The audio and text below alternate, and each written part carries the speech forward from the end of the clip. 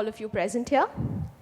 The first session for today's proceedings is with Mr. James Crabtree and Mr. Sandip Roy.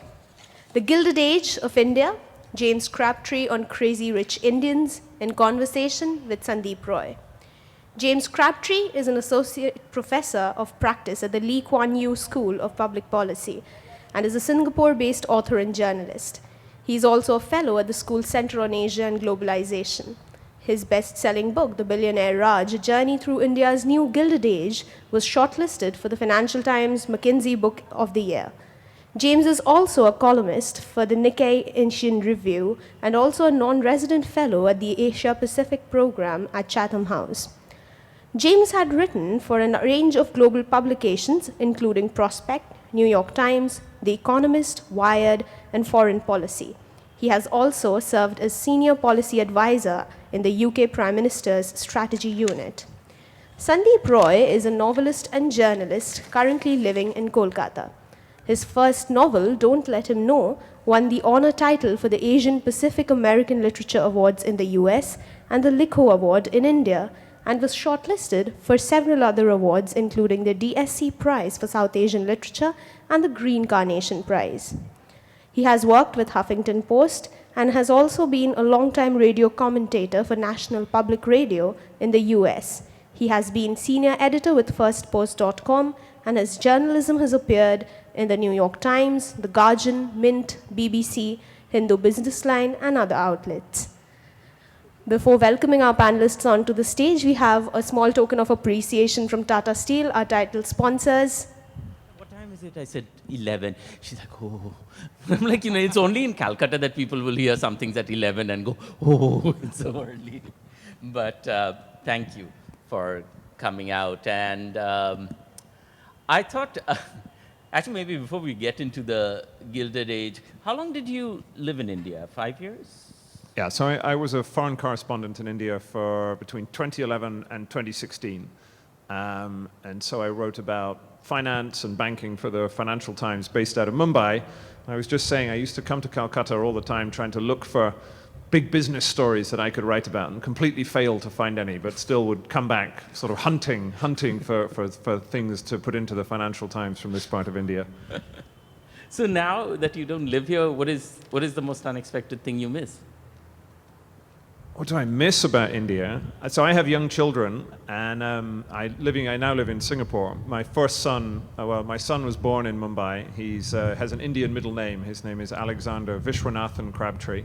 And I suppose one of the things you notice when you leave India is how child-loving the culture is. So people really love children here, and it's not quite as affectionate in the further east in Asia you go. So that's something that I've always missed about living in India, about the way it is when you've got young kids here. And you don't miss having cameo roles in Bollywood films like Kick? Well, I mean, if my time as a Bollywood bit part actor was very brief and very inglorious, so I would like to do more of that, but there's not much call for it in Singapore, I'm afraid. What was your dialogue in Kick? So this is because of Chetan Bhagat. So many of you might have read his novels, and so I read most of his books when I first moved to India, and then decided, well, I might as well go and meet this guy and try and write about him. And so we got to know him a little bit. And he, as well as being a non-fiction writer, or a fiction writer, also wrote scripts for Bollywood movies. And so one day he called me up out of the blue and said, do you want to be in a Salman Khan movie? They have a position open for British diplomat number 2 in what turned out to be Kick, the movie he made 5 years ago. And so I thought, well, what the hell?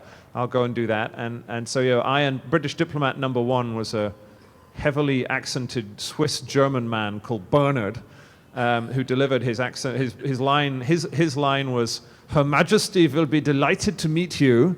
And I actually can't remember what my line was. I had only one line, but there we are. So not a very glorious period as a Bollywood movie star. But well, since we brought up Bollywood, it's always occurred to me. Do you think there's a market for something like a Billionaire Brother blowout series, given, all these, like the Ambani brothers fighting against each other, the Ponti Chadha brothers shooting at each other and using the Punjabi, then the Shivinder Malvinder Singh of Ranbaxy. I mean, in India, the sort of family and money thing is quite, it could make for a good series. Yeah, so I mean, I have a slight self-interest in this. So the book that I wrote was called The Billionaire Raj, and given I imagine most of you may not have come across this, it was about the rise of India's super rich and the inequality that went with it. And so it was a story about the rise of India's billionaire class and then crony capitalism and the problems of crony capitalism that India has been trying to grapple with. And then also the problems of debt, the banking crisis, and the way that Indian finance worked. And so within that, I tell the story of the Ambanis and Vijay Mallya and Gautam Adani and some of the political gangsters as well. And yeah, so there are lots of people thinking about this as a topic, particularly for Netflix series, because Netflix and the other streaming services are all incredibly hungry for Indian content at the moment, and they look at things like Succession, the drama based on the Murdoch family. I mean, you had Sacred Games here. You've had a number of kind of big hit, complex, long narrative arc dramas, and so I've spoken to a bunch of producers and writers who are sort of pawing in this ground, but it's complicated, not least because it's legally complicated. It's very difficult to make these kind of films if you are in India, because you've got to work in the town again, and so if you actually go and make a drama based on the Ambani family, then you probably have to leave the country. And so, yeah, I mean, I think it's rich ground for something of this sort, but one of them hasn't yet emerged. We'll see if one of them does. So, as we're speaking, the Oxfam poverty report just came out, and one of the things they said, and I noted, was that the world's 2,153 billionaires have more wealth than 4.6 billion people, who make up 60% of our planet's population, and that the combined wealth of 63 Indian billionaires actually exceeds India's 2018-19 union budget.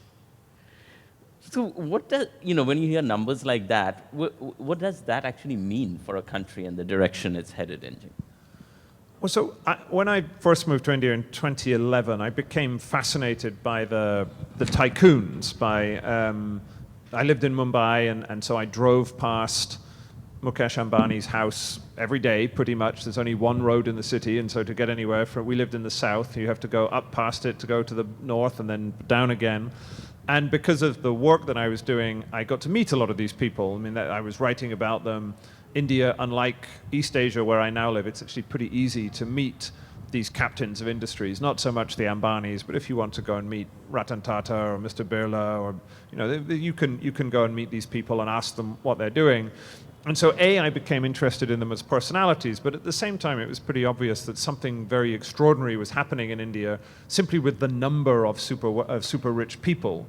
So there really weren't one or two billionaires in India in the middle of the 1990s, couple of dozen in the middle of the 2000s, and then in the middle of the 2000s something huge changed, and you started adding dozens of billionaires every year, to the point where there's now probably 150 more billionaires in India than in any country apart from China and the US.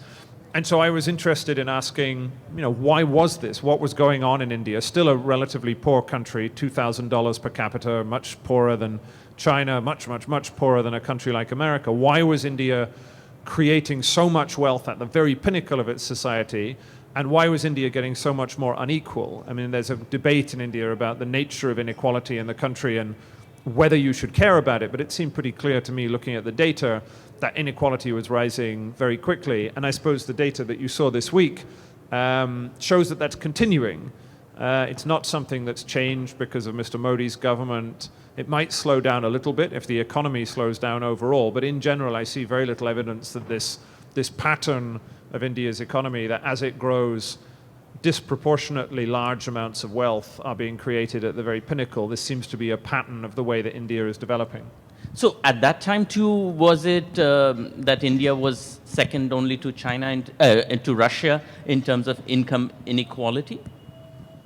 No, it's second only to Russia in the speed with which it has created billionaires. I think that would be the way to put it. So Russia, after its reopening after the fall of communism, had a huge explosion in billionaires and a very particular, the Russian oligarchs. And so, as many of you will know, in India, sometimes people joke that the Indian super rich should be called boligarchs. And so there was something similar, particularly in the middle of the 2000s. People began to compare India to Russia because it appeared as if you had all of these mega scams. It appeared, the number of billionaires was accelerating. It appeared as if the rich in Mumbai had Delhi in their pocket. And so people kind of began to compare India and Russia. I'm not sure if that comparison is very useful anymore. It's certainly true that under Narendra Modi, the power of the government has reasserted itself to some degree against the billionaires, and the billionaires have been struggling with problems of debt and other things. But still, there's, I think, a worry about India's development path. At the moment, everybody's worrying about Hindu nationalism and the character of India's secular traditions. But still, in the background, this problem of growing inequality and the acceleration of the very top of the income table away from the bottom is still continuing in the background, and you could even argue the two things are related. Yeah, because, I mean, one of the things that's true in India, where sometimes people say that the income gap is because of skills bias, so that so much of India is employed in the rural economy and all of that. But it is also true, there's a lot of people who are graduating from many of these technical institutes, mushrooming around the country, who are unable to find jobs. Yeah, I mean, I think what's interesting about Indian inequality is, even here in India, people don't quite recognize how much worse it has become. But it's particularly true abroad, because I think internationally, the people I was writing for as a foreign journalist, people have a kind of false impression of the development stage that India has reached. So they still see India as a country that has lots of grinding poverty of the sort you would have seen 30 or 40 years ago. That isn't really true anymore. But because internationally people view India as a country that is very unequal, stratified by caste, region, religion, all sorts of things, it's quite hard to get your head around the fact that it has become much more financially unequal over the last 20 years. But I think the data is reasonably clear on this. Now, there's a reasonable debate to be had about whether you should care about that. Some people say it doesn't really matter if the gap between the top and the bottom is increasing so long as the bottom are doing relatively better, which they are. That's an argument that was associated with Jagdish Bhagwati. You have people like Amartya Sen who say, well, the only thing that really matters is the lot of people at the bottom, and relatively speaking, compared to, say, Bangladesh or Sri Lanka, India hasn't been doing as well, and so that's another part of this argument. In the book, I was trying to make the argument that the gap between the top and the bottom does matter, particularly if you look around Eastern Asia, the other very successful countries that have moved quickly from poverty to middle income status and to become rich. They have been much less unequal than India is now. And so there are various ways in which having lower levels of income inequality is helpful if you want to develop quickly. You said in the book that it was in the middle of the 2000s that suddenly the number of billionaires in India exploded. What happened in the 2000s? Because we always think of the 1990 as, oh, that's when liberalization came to India. Yeah, that's interesting. It's a good point. So I think that's true. So in India, people tend to think of the early 90s and the time when Manmohan Singh was the finance minister, the reopening, that period was the beginning of liberalization. That was also the time that you had, for instance, the flourishing of the IT services industry, which is a kind of a very proud moment in Indian corporate history. People like the IT billionaires. They're very admirable figures, Nandan Nilekani and these sort of folk. But actually, it was the middle of the 2000s, and it wasn't really anything it was partially to do with what was going on in India, but a lot of it was to do with what was going on in the global economy. So India really began to re-globalize in that period. So this was the period of the height of hyper-globalization, before the financial crash, the run into the Beijing Olympics, the commodity super cycle, lots of money sloshing around the world looking for places to go. A lot of it ended up coming into India. Who were they giving the money to? Well, they were giving it to the promoter class. The promoter class began borrowing lots of money, lots of it on the basis of made-up projects or promises that they were going to deliver on the assumption that India was going to grow at 10% forever. And it was only after the financial crisis and in the run-up to Modi's victory that all of these promises began to become revealed for what they were, which is it's very difficult to build steel plants in India or build roads or build railway lines or dig mines.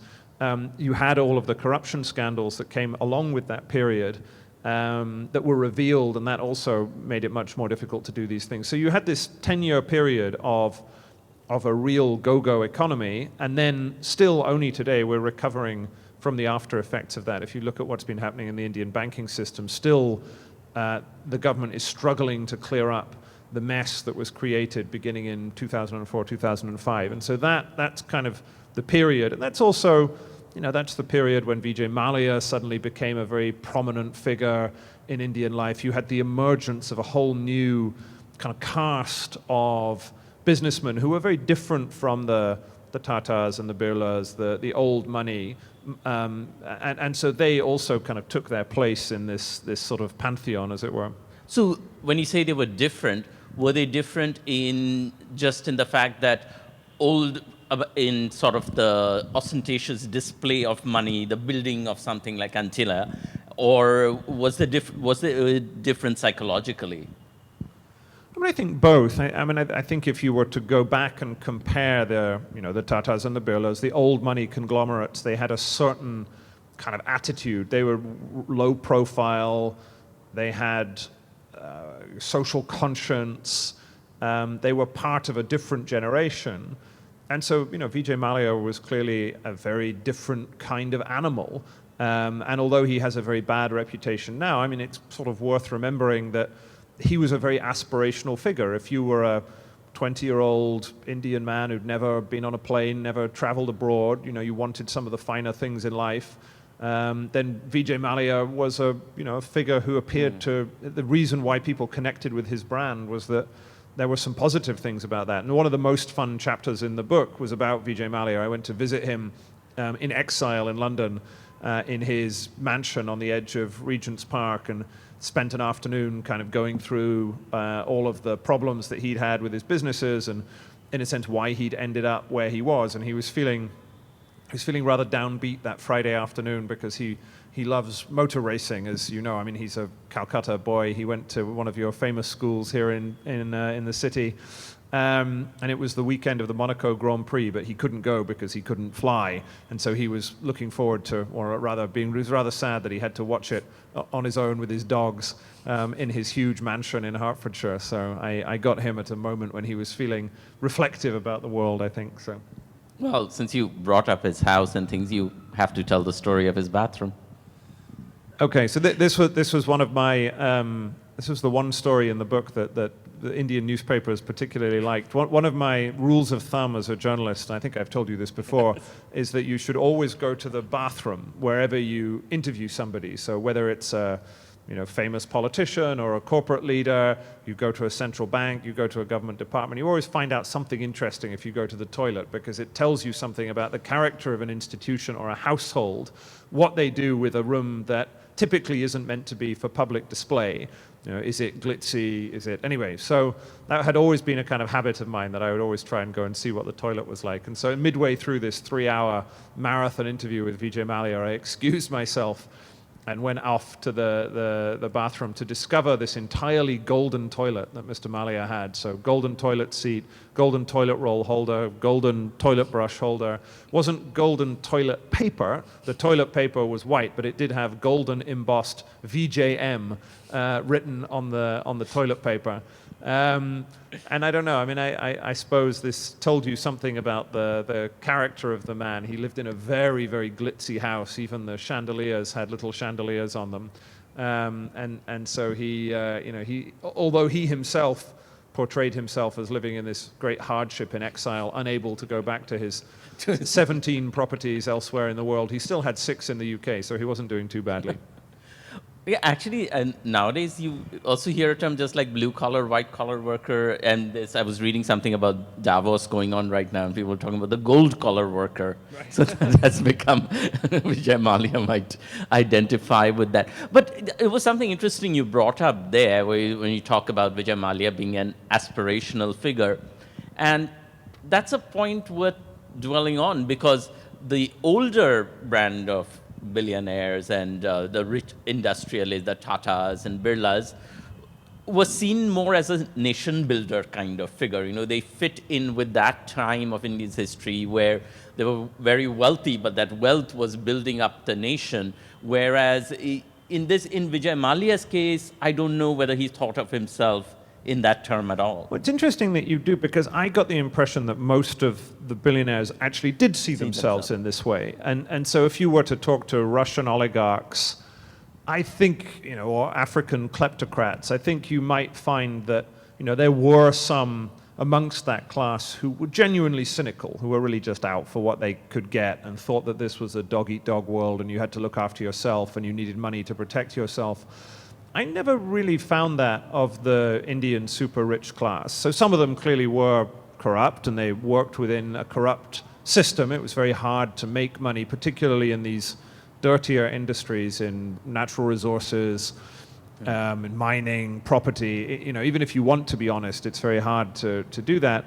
But what I found was that actually most of them did see themselves as nationalists and nation builders. I mean, Mr. Mallya to some degree, but particularly the ones who were in the business of putting up steel factories or iron ore plants, or, you know, they saw themselves as building things that India needed if it was to become a rich and prosperous country. And they saw themselves as people who were better at doing that than other people. They had particular skills, which meant even though India was a horrendously difficult environment in which to do business, which it certainly is, that they had particular skills, which was partly about managing the environment. You know, they had the political connections to be able to do these things, build oil refineries, but also they had business acumen that meant that they could do this, you know, more cheaply and more efficiently than others. And so I don't know. I mean, I wrestled with this a little bit, because you could say that this is cynical, and they would say that, wouldn't they? Yeah. On the other hand, I took it at face value. I mean, I did think that they thought that about themselves, and that was what interested me about writing the book. That there are some people, I think, who look at the billionaire class and think, you know, these people are just a bad lot. We shouldn't have them, or that they're unscrupulous, venal, bribing and corrupt. I wasn't all that interested in that. I was much more interested to kind of learn what they thought about themselves, because clearly they didn't see themselves as crony capitalists. They saw themselves as having a higher purpose, and that was it. I mean, I did feel that they saw themselves as kind of nationalists and nation builders. So they sort of saw them, like, while we, from our lowly place, look at them as immensely powerful figures who, you know, we joke and say they own the country, or half joke and say they own the country. And did they see themselves as, in a way, not exactly David and Goliath, but in a way as these people who were struggling against an enormous system? That's exactly how it was. And it's very curious. So one of the characters I profile in the book was Naveen Jindal, who I don't know if he's got business in West Bengal, but in Orissa, I went with him on his private jet to Orissa to look at this huge integrated steel and iron ore plant that he'd built. And yeah, this was exactly how he described himself. Instead of seeing himself as a kind of, you know, titan of industry who was able to do extraordinary things, he saw himself as a very very kind of set upon figure. You know, he had his bankers who were hassling him. He had politicians who he had to deal with. He had people in the tribal areas where he was trying to build. You know, he was complaining basically about life is terribly hard if you're an Indian multi-billionaire. And people might think that that's ridiculous, but actually if you think about the complexity of running one of these enterprises, in the end it didn't surprise me. I mean, if you're an Indian billionaire, you have obligations that are quite different from the obligations of being the chief executive of a Western listed company, which is a stressful job, but you know, you don't have these obligations of community, you don't have necessarily these long family ties to particular areas. And it didn't surprise me in the end that so many of the bodyguard class turn out to be very religious. So Mallya is a good example. I mean, you might see him as a complete scoundrel, but he himself sees himself as a very pious man. You know, he goes on pilgrimages, or used to when he could leave the country. He's a devout Hindu who used to fly his planes over one of the, he used to send all of his planes to be blessed at, forget what the name of the famous temple town is in southern India. Tirupati. Yeah, that's it. So yeah, so he would, all of the Kingfisher planes. Okay. Sabarimala. Right. So all the Kingfisher planes would go there. And this was true. There were lots of other of the, some of the most disreputable of the billionaire class who were very pious. And I thought that I came to think, although I couldn't kind of find good evidence in the academic literature for this, that there was something about the chaotic nature of running business in India that made people more likely to sort of seek solace in other, in faith and family and other sort of sources of identity. So did you end up, like, you went to understand what made them tick. Did you end up feeling more sympathetic towards them than you thought you would? Yeah, a little bit. I mean, so I ended up getting sued, not for the book, but for something else I wrote by the junior Ambani brother, Anil Ambani. So I don't feel very sympathetic towards him because he sued me for $100 million and made my life pretty miserable for a while. But actually, I mean, I wrestled with this in writing the book about how, sympathetic or critical I was going to be one way or another. But in the end, most of these billionaires, they're friendly, generally quite gregarious, likable people, particularly people like Mallya. I mean, he's a raconteur, tells a great story. And so I certainly didn't, as I got to know some of these people, I didn't end up thinking, these are just bad people. They were complex and interesting. They came from particular communities. They were part of a particular time in India's history. And so I suppose as an outsider and a guest in the country, someone who feels very fondly towards India, but I'm not India, I don't live in India anymore, I didn't really feel like it was my place necessarily to judge too harshly one way or another. What I was trying to do was to use the fact that I'd been lucky enough to get to know some of these people, to get insights into their character, as well as the effect that they had had on the country. One of the things that struck me in the book, you have Mukesh Ambani saying, money means nothing to me. And he says, we all eat the same dal roti. Did you buy that money meant nothing to him? And B, what did you sense of what actually drove him? Yeah, he's a very curious character because on the one hand, you do talk to people who knew him as a young man, and there's this story that people tell about Mukesh Ambani that he sort of is quite a private individual, a little bit shy. He went off to wherever he did his business school training, Berkeley or Stanford, I can't remember, and didn't like it very much, and wanted to have plain Indian cooking. Prefers to watch sort of regular man Bollywood movies at home, and I found no reason to doubt that. But on the other hand, he and his wife and his family fit so perfectly the model of the kind of showy, rich. You don't build a building like that if you don't want to make a very. It's not a dal roti building. Yeah, I mean, if you don't want to make a very public statement about the character of your wealth. The recent weddings were the same. Actually, I belatedly have to write an epilogue for the book for the paperback edition, which is about to come out. And so I was going back and looking at some of the videos that came out, the family put out around the time of the two family weddings last year. And they're kind of preposterously gaudy and strange, the way that the very public nature of the way that they carried out these events. One of them was they had an event in Jaipur, and the whole family got off a private jet dressed in ball gowns. Nobody dresses in a ball gown in a private jet. So it's sort of clear that this is all staged for the media. And so if indeed he wants to portray himself as a kind of lowly, humble, slightly introverted figure, then he has a rather odd way of going about it. So I didn't entirely buy it in his case. I mean, there's a kind of strange contradiction that comes over the very, very wealthy, not just in India but elsewhere, where on the one hand you kind of yearn for privacy, and that's something of what Antilia is about, which is that you can't have privacy in Mumbai if you're Mukesh Ambani. It's like being the queen. You know, you go out in public, you know what, as soon as he enters a room, there's this sort of ripple. People, it's like a cricketer or a Bollywood movie star. People know that he's there, and it's just impossible. Even if you go to the fanciest restaurant in the Taj, like there's nowhere that you can be private. And so, much as with royal palaces, you build these spaces where you can have some privacy. You have a court, and you have private space inside a gigantic building. And so, you know, you end up in this sort of strange situation where you might yearn for privacy, but you create this icon which almost acts as a way of adding a whole extra layer of stratification on an already very stratified society. And so, you know, you might be trying to be more private, but you end up becoming more public. It's a strange billionaire's impulse. What about the billionaire that I think people know the least about and feel is most shadowy and the one who's come into most news now, Gautam Adani? So Mr. Adani was an interesting figure. I mean, he's the third chapter in the book. Personally, he did appear, at least when he spoke in English, to be quite shy. And so he was very different from somebody like Vijay Mallya, who was so effusive.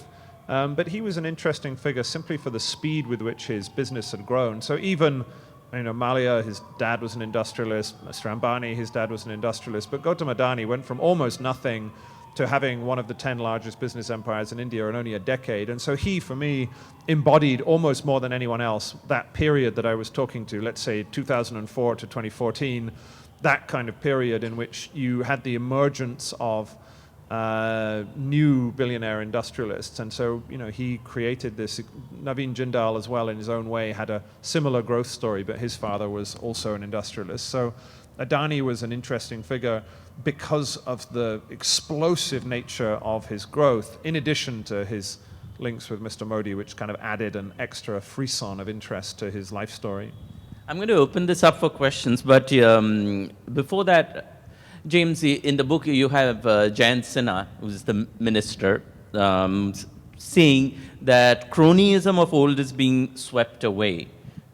Do you think, since a lot of your book deals with this whole thing about crony capitalism, do you think that is true? And if it is being swept away, what is it being replaced by?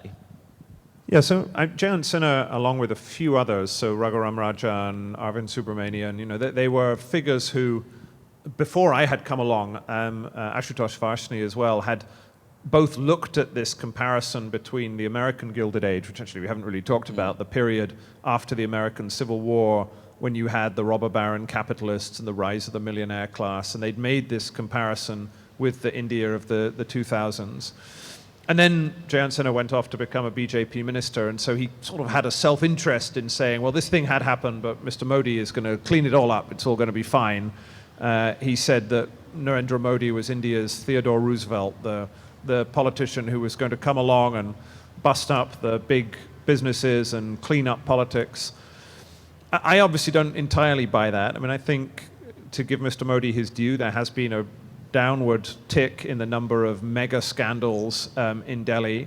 It's not quite the same as it was in the last years of UPA 2, but it seems to me that there's all sorts of areas in which actually very little has been done. If you look from a development point of view,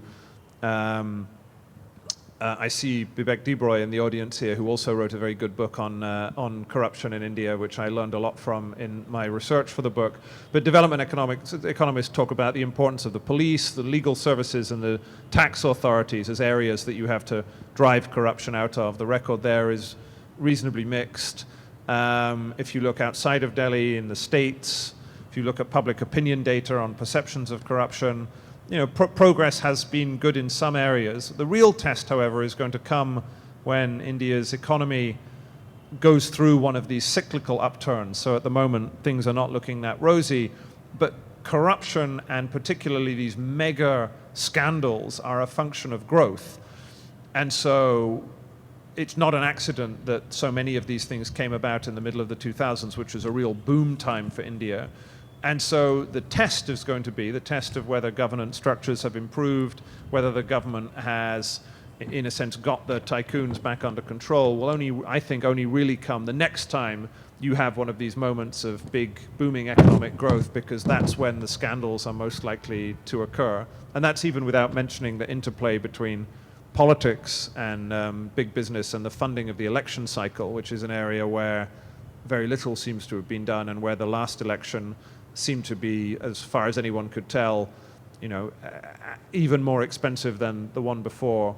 And that is another area where if you're really going to drive the influence of non-transparent money out of politics, then you need to find a way of funding the political system in a way that doesn't rely on billions of dollars of under-the-table donations.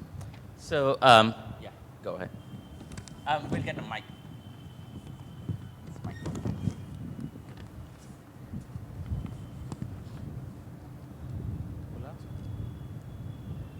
Welcome to Calcutta, Mr. Crabtree. Thank you.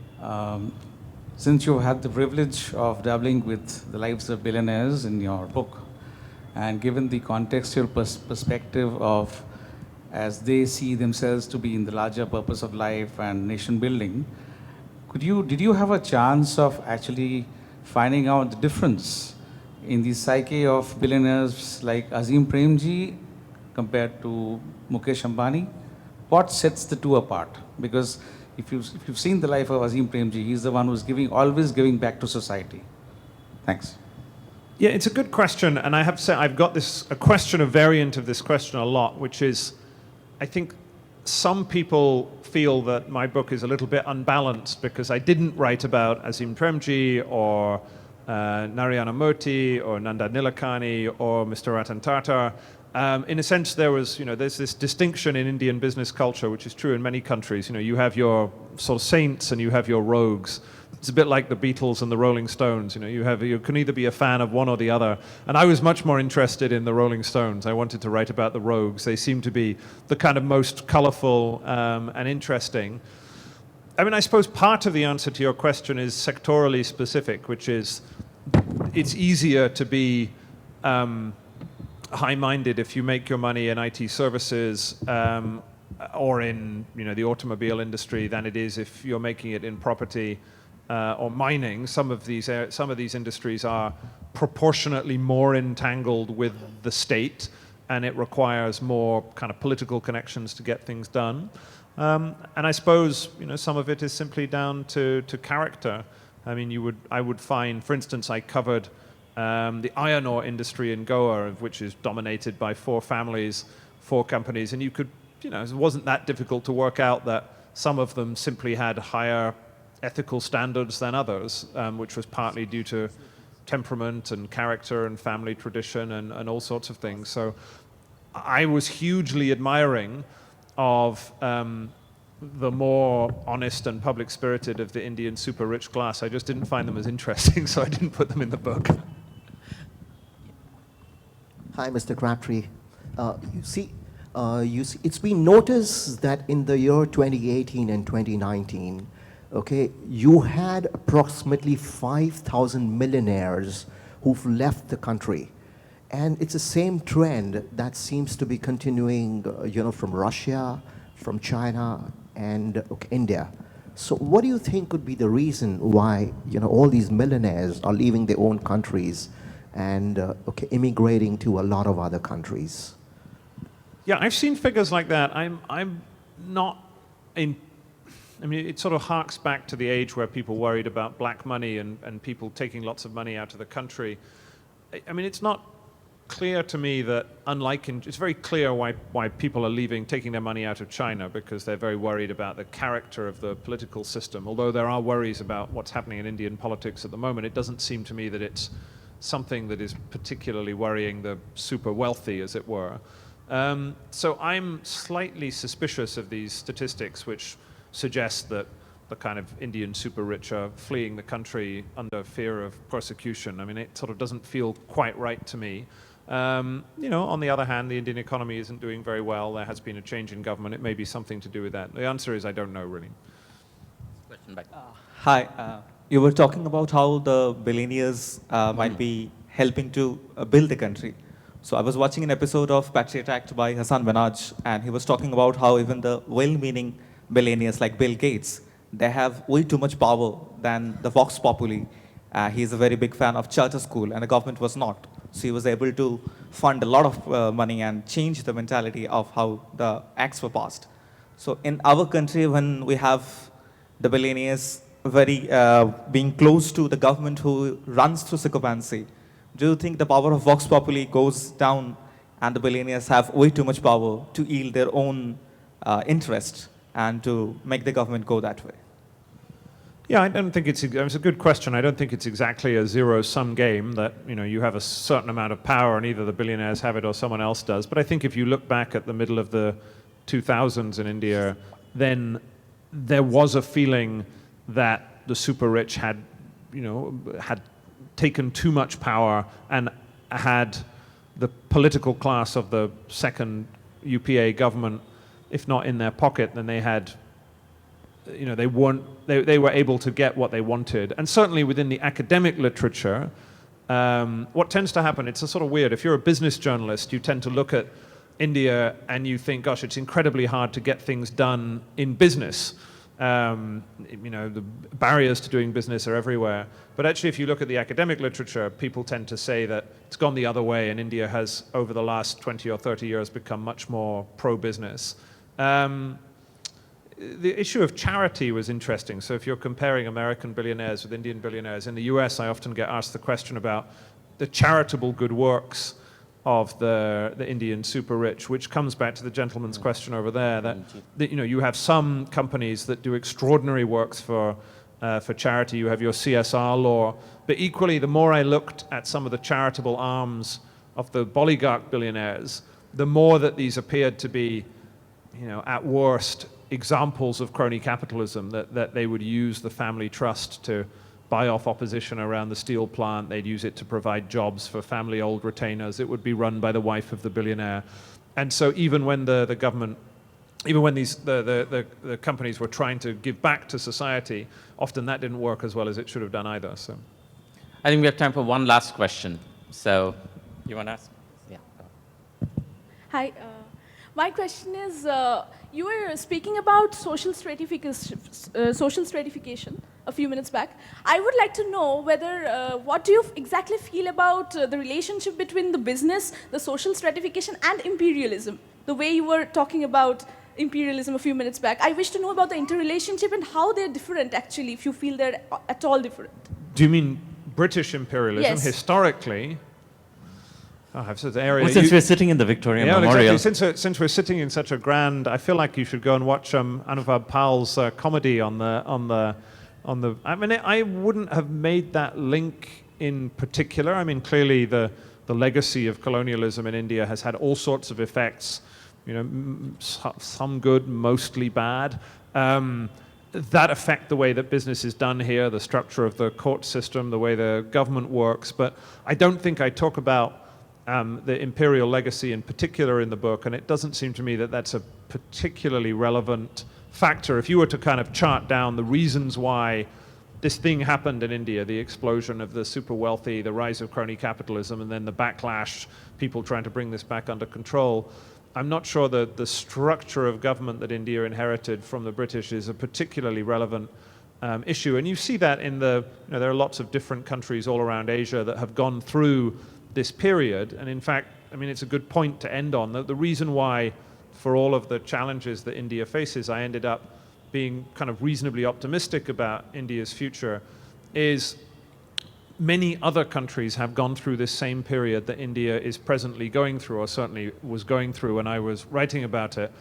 Look around East Asia, almost all of the fast-growing Asian tiger economies went through a period of early industrialization that came along with huge wealth creation at the top and lots of corruption scandals. The same was true in America's Gilded Age or in Britain in the early 19th century.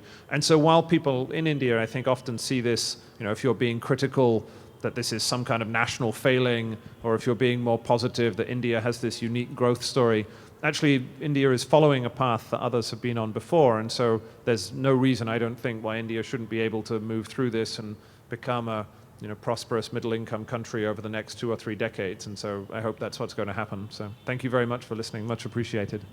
James, you'll be at the bookstore, right? You'll be signing books? I presume so. There you go. So you can pick up a copy of Billionaire Raj and get it signed by James there. Thank you very much for joining us this morning.